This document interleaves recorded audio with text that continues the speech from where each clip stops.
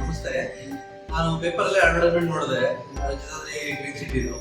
ನೋಡಿದ ತಕ್ಷಣ ನಾನು ಸೈಟ್ ವಿಸಿಟ್ ಹೋದ ತಕ್ಷಣ ಅವರು ಮಧುಸೂದನ್ ಅವ್ರನ್ನ ಮೀಟ್ ಮಾಡಿದೆ, ಮತ್ತೆ ಸ್ವಾತಿ ಮೇಡಮ್ ಮತ್ತೆ ರಾಧಾ ಮೇಡಮ್ ಮೀಟ್ ಮಾಡಿದೆ. ಅವರು ತುಂಬಾ ಡೀಟೇಲ್ಸ್ ಕೊಟ್ಟರು ಸೈಟ್ ಬಗ್ಗೆ, ಅದು ಡಾಕ್ಯುಮೆಂಟೇಶನ್ ಬಗ್ಗೆ ಆಗಲಿ, ಅಮೌಂಟ್ ಬಗ್ಗೆ ಆಗಲಿ, ಅದು ಹೇಗೆ ಇನ್ಸ್ಟಾಲ್ಮೆಂಟ್ ಎಲ್ಲ ಕಟ್ಟೋದು, ಬ್ಯಾಂಕ್ ಲೋನ್ ಬಗ್ಗೆ ತುಂಬ ನೀಟಾಗಿ ಎಕ್ಸ್ಪ್ಲೈನ್ ಮಾಡಿದ್ರು. ನಮಗೆ ಮಾಡಿದ್ರೆ ನಮಗೊಂದು ಕಾನ್ಫಿಡೆನ್ಸ್ ಬಂತು, ಇದು ಒಳ್ಳೆ ಪ್ರಾಜೆಕ್ಟ್, ಇದರಲ್ಲಿ ನಾವು ಇನ್ವೆಸ್ಟ್ ಮಾಡ್ಬೋದು ಅನ್ನೋ ಒಂದು ಧೈರ್ಯ ಬಂತು.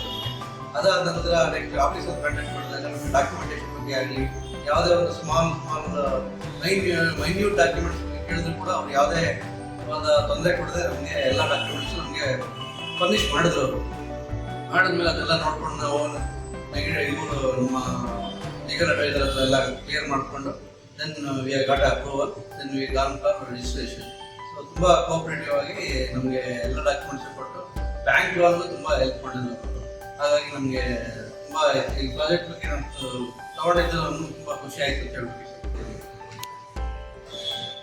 ನಿಶ್ಚಿತ ಪ್ರಾಪರ್ಟಿ ಸ್ಟಾಫ್ ತುಂಬ ಕೋಆಪರೇಟಿವ್. ಯಾವುದೇ ಒಂದು ಇನ್ಫಾರ್ಮೇಷನ್ ಬೇಕಾದ್ರೆ ಫೋನ್ ಮಾಡೋದು ರಿಪ್ಲೈ ಮಾಡ್ತಾರೆ, ಕಾಲ್ ಮಾಡ್ತಾರೆ, ಆಮೇಲೆ ಗೈಡ್ ಮಾಡ್ತಾರೆ, ಯಾವ ಟೈಮ್ಗೆ ಏನು ಬೇಕು, ಯಾರು ಮಾಡ್ತಾರೆ, ಎಲ್ಲ ಡೀಟೇಲ್ಸ್ ಎಲ್ಲ ಫರ್ನಿಷ್ ಮಾಡ್ತಾರೆ. ಅದ್ರ ಬಗ್ಗೆ ನಮಗೇನು ತೊಂದರೆ ಅಂತ ಅನಿಸ್ತಿಲ್ಲ. ನನ್ನ ಒಂದು ಒಪಿನಿಯನ್ ಏನಂದರೆ, ನಿಶ್ಚಿತ ಪ್ರಾಪರ್ಟೀಸಲ್ಲಿ ಇನ್ವೆಸ್ಟ್ ಮಾಡೋದ್ರಿಂದ ಯಾವುದೇ ರೀತಿ ತೊಂದರೆ ಆಗೋದಿಲ್ಲ, ಮತ್ತು ಡಾಕ್ಯುಮೆಂಟೇಶನ್ ಕರೆಕ್ಟಾಗಿರುತ್ತೆ.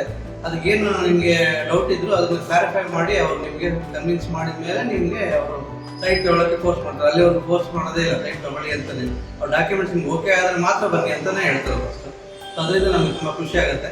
ಸೊ ಯಾರು ಬೇಕಾದರೂ ಬಂದು ನಿಶ್ಚಿತ ಪ್ರಾಪರ್ಟಿ ನಂಬಿ ಅದರಲ್ಲಿ ಇನ್ವೆಸ್ಟ್ ಮಾಡ್ಬೋದು ಅಂತ ನನ್ನ ಒಂದು ಒಪಿನಿಯನ್.